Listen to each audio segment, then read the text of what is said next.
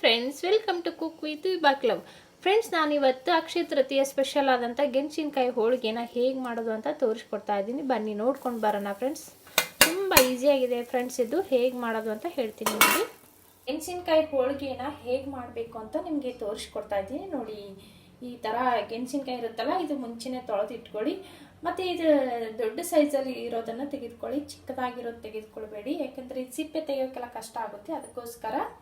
ಮತ್ತು ನಾನು ಇವಾಗ ಇದು ಚಪಾತಿ ಹಂಚಿಟ್ಟಿದ್ದೀನಿ. ಇದೆಲ್ಲ ಗೆಣಸೆಕಾಯಿ, ಇದಕ್ಕೆ ಸ್ವಲ್ಪ ತುಪ್ಪ ಅಥವಾ ಆಯಿಲ್ ಎಣ್ಣೆನ ಹಚ್ಕೊಂಬರೋಣ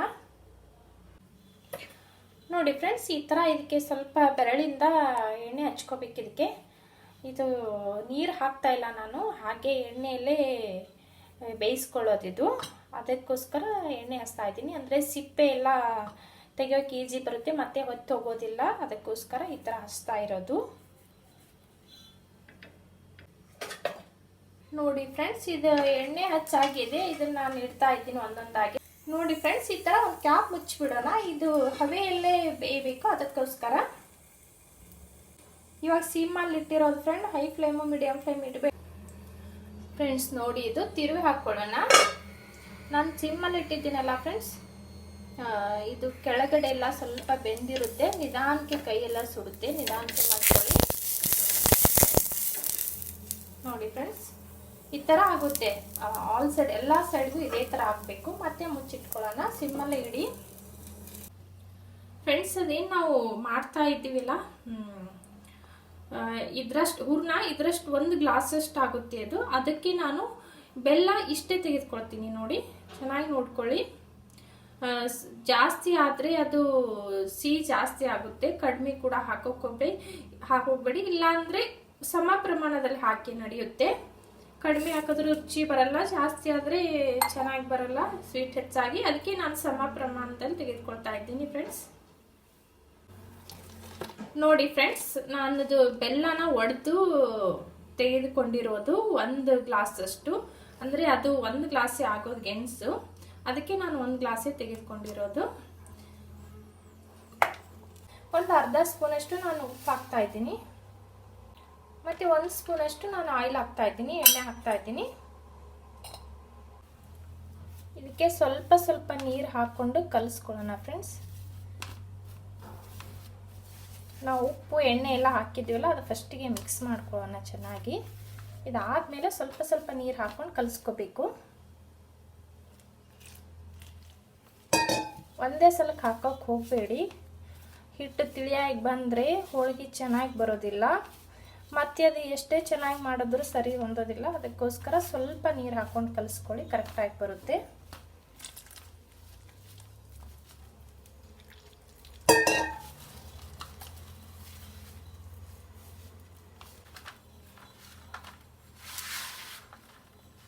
ನೋಡಿ, ಈ ಥರ ಗಟ್ಟಿಯಾಗಿ ನಾದ್ಕೊಂಡು ಆಮೇಲೆ ಸ್ವಲ್ಪ ನೀರು ಹಾಕ್ಕೊಂಡು ಮೆತ್ತಗೆ ನಾದ್ಕೋತಾ ಹೋಗಬೇಕು.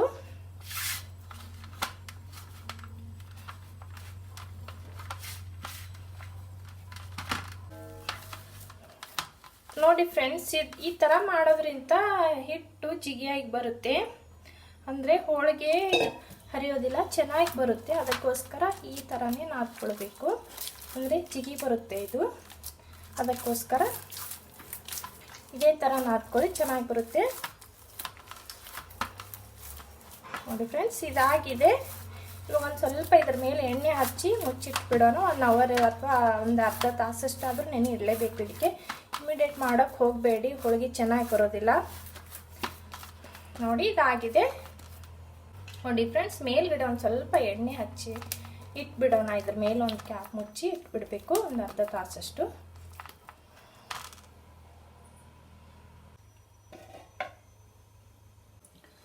ನೋಡಿ ಫ್ರೆಂಡ್ಸ್, ಇದಾಗಿದೆ ಇಲ್ಲ ಅಂತ ಚೆಕ್ ಮಾಡೋಣ ಬನ್ನಿ. ನೋಡಿ ಫ್ರೆಂಡ್ಸ್, ಈ ಥರ ಒಂದು ನೈಫ್ ತಗೊಳ್ಳಿ, ಇಲ್ಲ 1 ಸ್ಪೂನ್ ಕೂಡ ತೆಗೆದುಕೊಳ್ಬೋದು, ನಿಮ್ಗೆ ಯಾವ್ದು ಇರುತ್ತೋ ಅದನ್ನು ತಗೊಳ್ಳಿ ನೋಡಿ. ಈಗ ಈ ಥರ ಈಸಿಯಾಗಿ ಹೋಗ್ಬೇಕದು, ಹಾಕಿದ್ರೆ ಈ ಥರ ಈಸಿಯಾಗಿ ಹೋಗುತ್ತೆ. ಇಲ್ಲಾಂದರೆ ಈ ಥರ ಕಟ್ ಕೂಡ ಮಾಡ್ಬೋದು, ನೀವು ಗೊತ್ತಾಗುತ್ತೆ. ಮಧ್ಯದಲ್ಲಿ ಕಟ್ ಮಾಡಿದ್ರೆ ಇದಾಗಿದೆ ಇಲ್ಲ ಅಂತ ನಿಮ್ಗೆ ಗೊತ್ತಾಗುತ್ತೆ ನೋಡಿ. ಇನ್ನೊಂದು ಸ್ವಲ್ಪ ಆಗಬೇಕಷ್ಟೇ ನೋಡಿ. ಇವಾಗ ಆಗಿದೆ, ಇನ್ನೊಂದು ಸ್ವಲ್ಪ, ಇದು ಕೂಡ ಅಷ್ಟೇ ನೋಡೋಣ. ಇದು ಪರ್ಫೆಕ್ಟಾಗಿ ಬಂದಿದೆ ನೋಡಿ ಫ್ರೆಂಡ್ಸ್. ಯಾಕೆ ಇದು ಚಿಕ್ಕದಾಗಿದೆ ಅಲ್ಲ, ಅದಕ್ಕೆ ಇದು ಬೇಗ ಆಗಿದೆ ನೋಡಿ. ಇನ್ನೊಂದು 2 ನಿಮಿಷ ಇಟ್ಟರೆ ಸಾಕು, ಇದಾಗುತ್ತೆ. ಇನ್ನೊಂದು 2 ನಿಮಿಷ ಮುಚ್ಚಿಟ್ಬಿಡೋಣ ನೋಡಿ ಫ್ರೆಂಡ್ಸ್. ಇದಾಗಿದೆ. ಇವಾಗ ಸ್ಟವ್ನ ಆಫ್ ಮಾಡಿಬಿಡೋಣ. ಸ್ವಲ್ಪ ತಣ್ಣಗಾದ್ಮೇಲೆ ಇದ್ರ ಸಿಪ್ಪೆ ಎಲ್ಲ ತೆಗೆದುಕೊಳ್ಳೋಣ ಫ್ರೆಂಡ್ಸ್. ಇದು ಬಿಸಿ ಇರುತ್ತಲ್ಲ, ಅದಕ್ಕೆ ಸ್ವಲ್ಪ ತಣ್ಣಗಾಗಬೇಕು. ಸ್ವಲ್ಪ ಹೊತ್ತ ಇಟ್ಬಿಡೋಣ ಹೀಗೆ ಫ್ರೆಂಡ್ಸ್. ಇವಾಗ ಹೂರ್ಣನ ರೆಡಿ ಮಾಡ್ಕೊಳ್ಳೋಣ. ಇದು ಪಾತ್ರೆ ದಪ್ಪಾಗಿರ್ಬೇಕು, ಅಂದ್ರೆ ಇದ್ರ ತಳ ದಪ್ಪಾಗಿರ್ಬೇಕು ಫ್ರೆಂಡ್ಸ್. ತೆಳ್ಳಗಿರೋದನ್ನ ತೆಗೆದುಕೊಳ್ಬೇಡಿ, ಮತ್ತೆ ಸ್ಟೀಲ್ ಇರೋ ಪಾತ್ರೆ ತೆಗೆದುಕೊಳ್ಬೇಡಿ, ಅಲ್ಯೂಮಿನಿಯಂ ಇರಬೇಕು. ಅಂದ್ರೆ ಇದು ಹೊತ್ತಾಗುತ್ತೆ ಏನಿರುತ್ತಲ್ಲ, ಇದು ಹೂರ್ಣ ಬೆಲ್ಲ ಆಗಿರೋದ್ರಿಂದ. ಅದಕ್ಕೆ ನಾನು ದಪ್ಪ ತಳ ಇರೋವಂಥದ್ದು ತೆಗೆದುಕೊಂಡಿರೋದು. ನಾನು ಬೆಲ್ಲ ತೋರಿಸಿದ್ನಲ್ಲ 1 ಗ್ಲಾಸ್ ಅಷ್ಟು, ಅದನ್ನು ಇದಕ್ಕೆ ಹಾಕಿಬಿಡೋಣ ಫ್ರೆಂಡ್ಸ್. ಇದ್ರ ಸಿಪ್ಪೆ ಎಲ್ಲ ತೆಗಿಯೋಣ.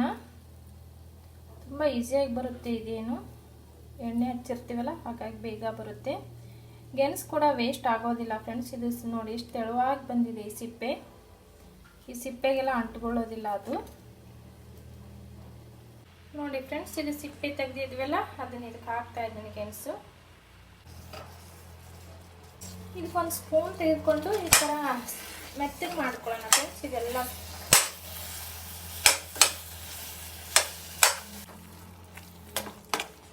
ನೋಡಿ, ಬೆಲ್ಲ ಮತ್ತು ಗೆಣಸು ಎರಡು ಚೆನ್ನಾಗಿ ಮಿಕ್ಸ್ ಆಗಿದೆ. ಹೀಗೆ ಒಂದು ಸ್ವಲ್ಪ ಬಾಯ್ಲ್ ಮಾಡ್ಕೊಂಡೆ. ಒಂದು 2-3 ನಿಮಿಷ ಆದರೆ ನಡೆಯುತ್ತೆ. ಇದು ಆಲ್ರೆಡಿ ಬೆಲ್ಲ ಆನ್ ಬಂದಿತ್ತು ಮುಂಚೆನೇ ನೋಡಿ.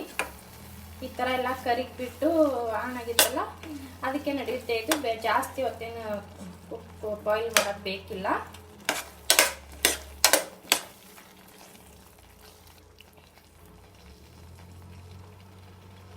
ಈ ಸೈಡ್ಗೆಲ್ಲ ಅಂಟ್ಕೊಳ್ಳುತ್ತೆ ಫ್ರೆಂಡ್ಸ್. ಇದು ಆಗಿದೆ ಅಂತಾನೆ ಅರ್ಥ. ಆ ಥರ ಆದರೆ, ಇನ್ನು ಇದು ಆಗಿಲ್ಲ, ಆಗಬೇಕು. ಒಂದು 2 ನಿಮಿಷ ಹಾಕ್ಬೇಕಿದು. ಆ ಥರ ಆದರೆ ಹೋಳಿಗೆ ಚೆನ್ನಾಗಿ ಬರುತ್ತೆ ಫ್ರೆಂಡ್ಸ್. ಯಾವುದೇ ಕಾರಣಕ್ಕೆ ಕೆಡೋದಿಲ್ಲ, ಮತ್ತು ಹೂರ್ಣ ಅಳಸಾಗಿ ತಿಳಿಯಾಗಿ ಕೂಡ ಬರೋದಿಲ್ಲ, ಕರೆಕ್ಟಾಗಿ ಬಂದಿರುತ್ತೆ. ಇದಕ್ಕೆ ನೀವು ಇಲೈಚಿ ಅಥವಾ ಜಾಕಾಯಿ ಯಾವ್ದು ಇಷ್ಟನೋ ಅದನ್ನು ಹಾಕ್ಬೋದು. ಆಮೇಲೆ ಹಾಕ್ಕೊಳ್ಳೋಣ. ಇದು ಬಿಸಿ ಇರುವಾಗ ಹಾಕಬೇಡಿ, ಅದ್ರ ಫ್ಲೇವರ್ ಬರೋದಿಲ್ಲ ನೋಡಿ ಫ್ರೆಂಡ್ಸ್. ಇದರಲ್ಲಿರೋ ನೀರಿನ ಅಂಶ ಎಲ್ಲ ಕಡಿಮೆ ಆಗಿದೆ ನೋಡಿ. ಎಲ್ಲ ತಳ ಬಿಟ್ಕೊಳ್ತಾ ಇದೆ. ಇಷ್ಟು ಗಟ್ಟಿಯಾಗಿ ಬಂದಿದೆಯಲ್ಲ. ಇದು ಆಮೇಲೆ ತಣ್ಣಗಾದ್ಮೇಲೆ ನಾವು ಮಿಕ್ಸಿಗೆ ಹಾಕ್ಕೊಳ್ಳೋಣ ಫ್ರೆಂಡ್ಸ್. ಇವಾಗ ಸ್ಟವ್ನ ಆಫ್ ಮಾಡ್ಕೊಂಡು ಬಿಡೋಣ.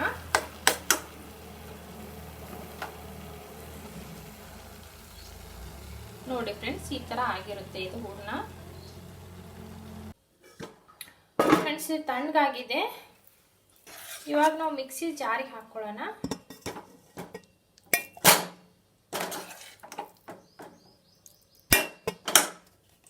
ನೋಡಿ ಫ್ರೆಂಡ್ಸ್, ಇದು ಸ್ವಲ್ಪನೇ ಹಾಕ್ಕೊಳ್ಳಿ, ಒಂದೇ ಸ್ವಲ್ಪ ಜಾಸ್ತಿ ಹಾಕ್ಕೊಳಕ್ಕೆ ಹೋಗಬೇಡಿ. ಇದನ್ನು ಮಿಕ್ಸಿ ಮಾಡ್ಕೊಂಡು ಬರೋಣ ಫ್ರೆಂಡ್ಸ್. ಸ್ವಲ್ಪ ಸ್ವಲ್ಪ ಹಾಕ್ಕೊಂಡು 2 ಸಲ ಆಗುತ್ತೆ, ಇದೇನು ಜಾಸ್ತಿ ಇಲ್ಲ ನೋಡಿ ಫ್ರೆಂಡ್ಸ್. ಇದು ಹೂರ್ಣ ಸ್ವಲ್ಪ ತಿಳಿಯಾಗಿ ಬಂದಿದೆ ನೋಡಿ. ಅದಕ್ಕೋಸ್ಕರ ನಾನು ಇನ್ನೂ ಸ್ವಲ್ಪ ಇಟ್ಟಿದ್ನಲ್ಲ, ಆ ಹೂರ್ಣ ಏನಿದೆ ಅದು ಗಟ್ಟಿ ಆಗೋಕ್ಕೆ ಮತ್ತೆ ಬಿಸಿ ಮಾಡಿ ಇಡ್ತಾ ಇದ್ದೀನಿ ನೋಡಿ ಫ್ರೆಂಡ್ಸ್. ಇದೇನು ಇನ್ನೊಂದು ಸ್ವಲ್ಪ ಮಿಕ್ಕಿತ್ತಲ್ಲ, ಇದನ್ನು ಆಣ ಬರೋ ಥರ ಇನ್ನೊಂದು ಸ್ವಲ್ಪ ಮಾಡ್ಕೋತಾರೆ. ಇದು ಏತಕ್ಕೆ ತೋರಿಸ್ತಾ ಇದ್ದೀನಿ ಅಂದರೆ, ನಿಮ್ಗೆ ಈ ಥರ ಆಗುತ್ತೆ. ಫಸ್ಟ್ ಟೈಮ್ ಮಾಡೋರಿಗೆಲ್ಲ ಈ ಥರ ಮಿಸ್ಟೇಕ್ ಆಗುತ್ತೆ, ಅದಕ್ಕೆ ನಿಮ್ಗೆ ಗೊತ್ತಾಗಲಿ ಅಂತ ನಾನು ಈ ಥರ ತೋರಿಸ್ತಾ ಇರೋದು ನೋಡಿ. ಇದೆಲ್ಲವೂ ಆಣ ಆಗಬೇಕು ಅಂದರೆ ಗಟ್ಟಿಯಾಗಿ ಬಿಡಬೇಕು. ಇಲ್ಲೇ ಗಟ್ಟಿಯಾಗಿ ಬಿಟ್ಟರೆ ಇದು ತಣ್ಣಗಾದ್ಮೇಲೆ ಗಟ್ಟಿ ಹೂರ್ಣ ಬಂದುಬಿಡುತ್ತೆ, ಅಂದರೆ ಹೋಳಿಗೆ ಮಾಡೋಕೆ ಈಸಿಯಾಗಿ ಬರುತ್ತೆ ಫ್ರೆಂಡ್ಸ್. ಅದಕ್ಕೋಸ್ಕರ ಆಮೇಲೆ ಇವಾಗ ಏನಿದೆ ತಿಳಿಯಾಗಿದೆಯಲ್ಲ, ಇದಕ್ಕೂ ಏನು ಹೆದರಬೇಕಾಗಿಲ್ಲ. ಇದಾದಮೇಲೆ ಇದು ತೆಗೆದ್ಬಿಟ್ಟು ಇದರಲ್ಲೇ ಹುರ್ಕೊಳ್ಳೋಣ. ಅದು ಗಟ್ಟಿಯಾಗೇ ಬರುತ್ತೆ ಫ್ರೆಂಡ್ಸ್. ಈ ಥರ ಡಬಲ್ ಕೆಲಸ ಆಗಬಾರ್ದು ಅಂದರೆ, ಮುಂಚೆನೇ ನಾವು ಏನು ಹೂರ್ಣ ಇದೆಯಲ್ಲ ಇದನ್ನೇ ಚೆನ್ನಾಗಿ ಕುದಿಸ್ಕೋಬೇಕು. ಅಂದರೆ ಇದು ಈ ಥರ ಗಟ್ಟಿಯಾಗಿ ಬಂದರೆ ತಿಳಿ ಆಗೋದಿಲ್ಲ ಹೂರ್ಣ. ನಾವು ಏನಾದರೂ ಬೇಗ ತೆಗೆದ್ಬಿಟ್ಟಿವಿ ಅಂದರೆ ಈ ಥರ ಆಗಿಬಿಡುತ್ತೆ. ಆದರೂ ತೊಂದರೆ ಇಲ್ಲ, ಅದು ಕೂಡ ಇದೇ ಥರ ಬಿಸಿ ಮಾಡ್ಕೊಂಡು ಬಿಡೋಣ, ಆಗುತ್ತೆ ನೋಡಿ. ಇದೇ ಚೆನ್ನಾಗಿ ಬರ್ತಾ ಇದೆ, ಆಗಿದೆ ಅಂತಲೇ ಅರ್ಥ ಇದೆ ನೋಡಿ. ಈ ಥರ ಒಂದು ರೌಂಡಾಗಿ ಬಂದಿದೆ, ಬಿಟ್ಕೊಳ್ತಾ ಇದೆ ಅಂದರೆ ಇದಾಗಿದೆ. ಇವಾಗ ಇಲ್ಲೇ ಒಂದು ಸೈಡ್ ಪಕ್ಕಕ್ಕೆ ಮಾಡ್ಕೊಳ್ಳೋಣ. ಮಾಡಿಬಿಟ್ಟು ನಾವು ಮಿಕ್ಸಿ ಜಾರಲ್ಲಿ ಇರೋದನ್ನು ಇದರಲ್ಲೇ ಹಾಕ್ಕೊಳ್ಳೋಣ. ಯಾಕಂದರೆ ಇದು ಬಿಸಿ ಇದೆಯಲ್ಲ, ಅದಕ್ಕೆ ಇದರಲ್ಲೇ ಹಾಕ್ಕೊಳ್ಳೋಣಂತೆ ನೋಡಿ. ಸ್ವಲ್ಪ ಇದು ತಿಳಿಯಾಗಿ ಬಂದಿದೆ. ಈ ಥರ ಬಂದರೆ ಹೋಳಿಗೆ ಮಾಡೋಕ್ಕೆಲ್ಲ ಬರೋದಿಲ್ಲ. ಹೂರ್ಣ ಅಂದರೆ ಕೈಯಲ್ಲಿ ಹಿಡಿದ್ರೆ ಗಟ್ಟಿಯಾಗಿ ಬಂದಿರಬೇಕು. ಇದನ್ನು ಮಿಕ್ಸಿ ಜಾರಿಗೆ ಹಾಕೊಳ್ಳೋಣ ಫ್ರೆಂಡ್ಸ್. ಸ್ವಲ್ಪನೇ ಇರೋದ್ರಿಂದ ಒಂದೇ ಸಲಕ್ಕೆ ಹಾಕ್ತಾ ಇದ್ದೀನಿ. ನೋಡಿ, ನಾನು ಸೆಕೆಂಡ್ ಟ್ರಿಪ್ ಮತ್ತೆ ಬಿಸಿ ಮಾಡ್ಕೊಂಡಿದ್ನಲ್ಲ, ಕಲರ್ ನೋಡಿ ಚೆನ್ನಾಗಿ ಚೇಂಜ್ ಆಗಿದೆ ಅಂತ ಗೊತ್ತಾಗುತ್ತೆ ನಿಮಗೆ. ಇದು ಲೈಟ್ ಆಗಿದೆ, ಇದು ಕಲರ್ ಕಪ್ಪಾಗಿ ಬಂದಿದೆ, ಅಂದರೆ ಇದು ಪರ್ಫೆಕ್ಟ್ ಆಗಿದೆ. ಇದು ಬಿಸಿ ಇರೋದ್ರಿಂದ ಮತ್ತೆ ಇನ್ನೂ ಗಟ್ಟಿಯಾಗಿ ಬರುತ್ತೆ ಫ್ರೆಂಡ್ಸ್. ನೋಡಿ ಎಷ್ಟೊಂದು ಬಿಸಿ ಇದೆ. ನಾನು ಬಿಸಿ ಇರುವಾಗಲೇ ನಾನು ಮಿಕ್ಸಿಯಲ್ಲಿ ಹಾಕಿರೋದು. ಇದಾದಮೇಲೆ ಎರಡು ಒಟ್ಟಿಗೆ ಹಾಕೊಂಡು ಹುರ್ಕೊಳ್ಳೋಣ.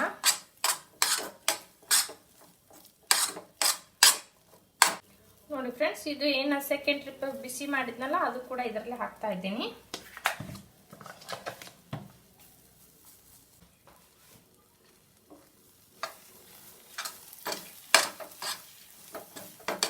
ಇದು ತಿಳಿ ಆದ್ರೆ ಏನು ಗಾಬರಿ ಆಗಬೇಕಾಗಿಲ್ಲ ಫ್ರೆಂಡ್ಸ್.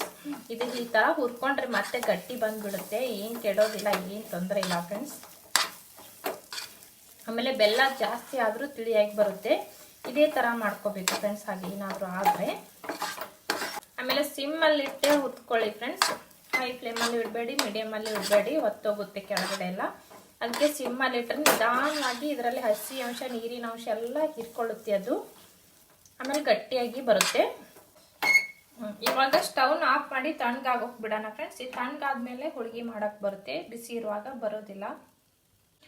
ನೋಡಿ ಫ್ರೆಂಡ್ಸ್, ಇಷ್ಟು ಚೆನ್ನಾಗಿ ಬಂದಿದೆ, ಇಷ್ಟು ಗಟ್ಟಿಯಾಗಿ ಬಂದಿದೆ ನೋಡಿ. ಇವಾಗ ನೋಡಿ ನಿಮ್ಗೆ ಗೊತ್ತಾಗುತ್ತೆ. ನಾನು ಈ ಥರ ತೆಗೆದುಕೊಳ್ತಾ ಇದ್ದೀನಿ. ಇದು ನೋಡಿ ಎಷ್ಟು ಗಟ್ಟಿಯಾಗಿ ಬಂದಿದೆ. ಈ ಥರ ಬಂದರೆ ಸಾಕು, ಇದಾಗಿದೆ ಅಂತಲೇ ಅರ್ಥ. ನೋಡಿ ಫ್ರೆಂಡ್ಸ್, ಇದು ಹೋಳಿಗೆ ಹಿಟ್ಟು ರೆಡಿ ಆಗಿದೆ. ಇವಾಗ ಒಂದು ಹೋಳಿಗೆ ತೆಗೆದ ಮೇಲೆ ನಾವು ಸ್ವಲ್ಪ ಎಣ್ಣೆ ಹಚ್ಕೊಳ್ಳೋಣ. ಇದು ತಗಡಿನ ಕೆಳಗಡೆ ಬೇಕಿದ್ರೆ ಒಂದು ಕ್ಲಾತ್ ಹಾಕ್ಕೊಳ್ಳಿ, ಇಲ್ಲಾಂದರೆ ಮಾಡಬೇಕಾದ್ರೆ ನಿಮಗೆ ತುಂಬ ಅಳ್ಳಾಡುತ್ತೆ. ಅದಕ್ಕೋಸ್ಕರ ಸಮ ಪ್ರಮಾಣದಲ್ಲಿ ತೆಗೆದುಕೊಳ್ಳಿ, ಕರೆಕ್ಟಾಗಿ ಬರುತ್ತೆ, ಕೆಡೋದಿಲ್ಲ. ನೋಡಿ ಹೂರಣ ಎಷ್ಟು ಚೆನ್ನಾಗಿ ಬಂದಿದೆ ಫ್ರೆಂಡ್ಸ್. ಇದು ನಿಮ್ಗೆ ಗೊತ್ತೇ ಆಗೋದಿಲ್ಲ, ಇದು ಗೆಣಸಿನಕಾಯಿ ಹೋಳಿಗೆ ಅಂತಲೇ ಗೊತ್ತಾಗೋದಿಲ್ಲ. ಅದರಲ್ಲಿ ಇರೋ ಎಳೆ ಏನು ಬರುತ್ತಲ್ಲ ಅದನ್ನೆಲ್ಲ ಹೋಗಿರುತ್ತೆ ಫ್ರೆಂಡ್ಸ್, ಯಾವುದು ಬರೋದಿಲ್ಲ. ನೋಡಿ ಇದು ಯಾವ ಥರ ತೋರಿಸ್ತಾ ಇದ್ದೀನಿ ಇದೇ ಥರ ತುಂಬ್ಕೊಳ್ಳಿ. ತುಂಬ ಸರಳವಾಗಿದೆ ಇದು. ಯಾರಿಗೆ ಬರೋದಿಲ್ಲೋ ಅವರೆಲ್ಲರೂ ಹೋಳಿಗೆ ಮಾಡ್ಬೋದು ಫ್ರೆಂಡ್ಸ್, ಅಷ್ಟೊಂದು ಈಸಿಯಾಗಿದೆ. ನೋಡಿ ಈ ಥರ ಫಿಲ್ ಮಾಡ್ಕೊಳ್ಳಿ. ಮಾಡಿಕೊಂಡು ಇದಕ್ಕೆ ಸ್ವಲ್ಪ ಹಿಟ್ಟು ಹಚ್ಕೊಳ್ಳೋಣ. ಇದು ಜೋಳದ ಹಿಟ್ಟ ಇಲ್ಲಾಂದರೆ ಗೋಧಿ ಹಿಟ್ಟ ಯಾವ್ದು ಬೇಕೋ ಅದನ್ನೇ ಹಚ್ಕೊಳ್ಳಿ. ನಾನು ಗೋಧಿ ಹಿಟ್ಟೆ ಹಚ್ತಾ ಇರೋದು. ಇದು ಉದ್ದೇಶ ಇಷ್ಟೇ, ಈ ಥರ ಮಾಡೋದ್ರಿಂದ ಹೋಳಿಗೆ ಹರಿಯೋದಿಲ್ಲ. ಯಾರಿಗೆ ಬರೋದಿಲ್ಲ ಅವರೆಲ್ಲರೂ ಹೋಳಿಗೆ ಮಾಡ್ಬೋದು ಫ್ರೆಂಡ್ಸ್, ಈ ಥರ ಹಿಟ್ಟು ಹಚ್ಚಿ ಮಾಡಿದರೆ. ಫಸ್ಟಿಗೆ ಇದು ನಾವೇನು ತುಂಬಿರ್ತೀವಲ್ಲ ಅದು ಮೇಲ್ಗಡೆ ಮಾಡಿ ಹಚ್ಚಿರೋದು, ಲಟ್ಟಿಸ್ತಾ ಇರೋದು. ನಾನೀಗ 1 ಸ್ಪೂನಷ್ಟು ಎಣ್ಣೆ ಹಾಕ್ತಾಯಿದ್ದೀನಿ. ನಿಮ್ಗೆ ಬರದೇ ಇರೋರು ಒಂದು ಸ್ವಲ್ಪ ಜಾಸ್ತಿ ಹಾಕ್ಕೊಳ್ಳಿ. ಇವಾಗ ತಿರುಗಿಸ್ಕೊಂಡು ಮತ್ತೆ ಲಟ್ಟಿಸ್ಕೊಳ್ಳೋಣ. ಈಗ ದಪ್ಪ ಅಂತ ಎಲ್ಲಾದರೂ ಅನಿಸಿದ್ರೆ ಕೈಯಿಂದ ಈ ಥರ ಮಾಡ್ಕೊಳ್ಳಿ. ಬರದೇ ಇರೋರು, ಬರೋರು ನೀವು ಬೆಲ್ಲನ್ಗಿಯಿಂದನೇ ಲಟ್ಟಿಸ್ಕೋಬೋದು. ಚೆನ್ನಾಗಿ ಹೇಗೆ ಬರುತ್ತೋ ಹಾಗೋ ಒಂದು ಸೈಡಿಂದ ಲಟ್ಟಿಸ್ಕೊಳ್ಳಿ ಫ್ರೆಂಡ್ಸ್, ತುಂಬ ಚೆನ್ನಾಗಿ ಬರುತ್ತೆ. ಮಧ್ಯೆ ಎಲ್ಲ ಮಾಡಬೇಡಿ, ಅಂಚೆಲ್ಲ ದಪ್ಪ ಬಂದುಬಿಡುತ್ತೆ. ಇಲ್ಲಾಂದರೆ ಮಧ್ಯೆ ಅದು ದಪ್ಪ ಉಳಿಯುತ್ತೆ. ಒಂದೇ ಸಮನಾಗಿ ಬರಬೇಕು ತೆಳುವಾಗಿ ಅಂದರೆ ನೀವು ಸೈಡ್ಲಿಂದ ನಾನು ಹೇಗೆ ತೋರಿಸಿದ್ದೀನೋ ಅದೇ ಥರನೇ ಲಟ್ಟಿಸ್ಕೊಳ್ಳಿ. ತುಂಬ ಚೆನ್ನಾಗಿ ಬರುತ್ತೆ ಫ್ರೆಂಡ್ಸ್, ಇಷ್ಟು ರುಚಿ ಕೊಡುತ್ತೆ ಈ ಹೋಳಿಗೆ. ನಿಮಗೆ ಈ ವಿಡಿಯೋನ ಇಷ್ಟವಾಗಿದ್ದರೆ ಒಂದು ಲೈಕ್ ಕೊಡಿ ಫ್ರೆಂಡ್ಸ್, ನಮ್ಮ ಚಾನಲ್ಗೆ ಸಪೋರ್ಟ್ ಮಾಡಿ, ಸಬ್ಸ್ಕ್ರೈಬ್ ಮಾಡ್ಕೊಳ್ಳಿ ಫ್ರೆಂಡ್ಸ್. ನೋಡಿ ಫ್ರೆಂಡ್ಸ್, ಇದಾಗಿದೆ. ನೋಡಿ ಎಷ್ಟು ಚೆನ್ನಾಗಿ ಬಂದಿದೆ. ಇದು ನೀವು ಗೊತ್ತಾಗೋದಿಲ್ಲ ಅಷ್ಟು ಚೆನ್ನಾಗಿ ಬಂದಿದೆ. ಇದು ತುಪ್ಪ ಅಥವಾ ಹಾಲಿನ ಜೊತೆಗೆಲ್ಲ ಊಟ ಮಾಡ್ಬೋದು ಇದು ಹೋಳಿಗೆ. ಇದು ಕಾದ ಹಂಚಲ್ಲೇ ಹಾಕಿ ಇದು ಸಿಮ್ಮಲ್ಲಿ ಇಟ್ಕೊಳ್ಳಿ, ಆಮೇಲೆ ಮೀಡಿಯಮ್ ಫ್ಲೇಮಲ್ಲಿ ಇಟ್ಕೊಳ್ಳಿ. ನೋಡಿ ಕಲರ್ ಚೇಂಜ್ ಆಗುತ್ತೆ, ಇದು ನಮ್ಗೆ ಗೊತ್ತಾಗೋದಿಲ್ಲ ಅಲ್ವಾ. ತಿರುಗಬೇಕಾದ್ರೆ ಹಸಿ ಇರೋದೆಲ್ಲ ಕಲರ್ ಚೇಂಜ್ ಆಗುತ್ತೆ, ಒಂಥರ ಗೋಲ್ಡನ್ ಕಲರ್ ಬರುತ್ತೆ. ನಿಮ್ಗೆ ಗೊತ್ತಾಗದೇ ಇದ್ದರೆ ಕಡ್ಚಿಯಿಂದ ಕೆಳಗಡೆನೇ ಎತ್ತಿ ನೋಡ್ಬೋದು, ಆಗಿದೆ ಇಲ್ಲ ಅಂತ ಚೆಕ್ ಮಾಡ್ಕೋಬೋದು. ನೋಡಿ ಇವಾಗ ಕಲರ್ ಚೇಂಜ್ ಆಗಿದೆ, ಇದೆಲ್ಲ ಮಧ್ಯೆ ಎಲ್ಲ ನೋಡಿ ಎಷ್ಟು ಕಲರ್ ಚೇಂಜ್ ಆಗಿದೆ. ಈ ಥರ ಆದಾಗ ನಾವು ತಿರುಕೊಂಡು ಹಾಕ್ಕೋಬೇಕು. ನೋಡಿ ಕೆಳಗಡೆ ಎಲ್ಲ ಗೋಲ್ಡನ್ ಕಲರ್ ಬಂದಿದೆ. ಇವಾಗ ತಿರುಗಿ ಹಾಕ್ಕೊಳ್ಳೋಣ. ಇವಾಗ ಬೇಕಿದ್ರೆ ಸ್ವಲ್ಪ ಹೈ ಫ್ಲೇಮ್ ಇಟ್ಕೋಬೋದು, ಬಟ್ ಸಿಮ್ಮಲ್ಲಿ ಇಡಬೇಡಿ, ಮೀಡಿಯಮ್ ಫ್ಲೇಮಲ್ಲಿ ಇಟ್ಕೊಂಡು ಮಾಡ್ಕೊಳ್ಳಿ. ತುಂಬ ಚೆನ್ನಾಗಿ ಬರುತ್ತೆ ಫ್ರೆಂಡ್ಸ್ ಇದು.